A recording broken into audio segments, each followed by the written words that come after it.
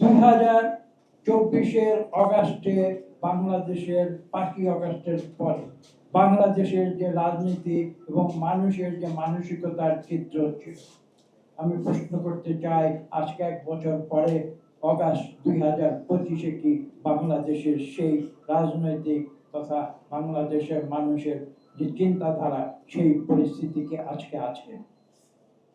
আজকে নেই। আজকে মানুষ ভিন্নভাবে চিন্তা করছে। কেন ভিন্নভাবে চিন্তা করছে? সেই উৎসাহ উদ্দীপনা আজকে কোথায় গেল? কেন আজকে মানুষ আশঙ্কা প্রকাশ করছে?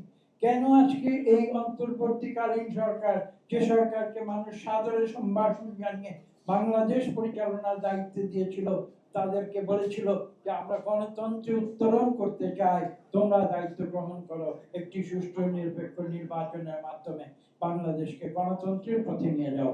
আজকে সেই বাংলাদেশের কোটি কোটি মানুষ কেন এই সরকারের কার্যক্রমে কেন তারা হতাশ?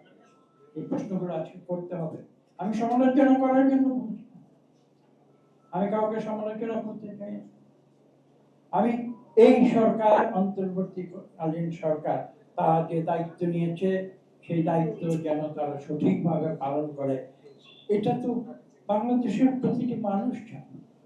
এবং তারা যে আজকে যে তাদের মনে যে ক্ষোভ, এটা কিন্তু সমালোচনা করার জন্য না, এটা একটা হতাশা থেকে এসেছে। মানে মানুষ ক্ষুব্ধ হয়েছে। আমরা যে আশা করেছিলাম এই সরকারের কাছে, সেই আশা আমাদের পূর্ণ হয়নি, সেখান থেকে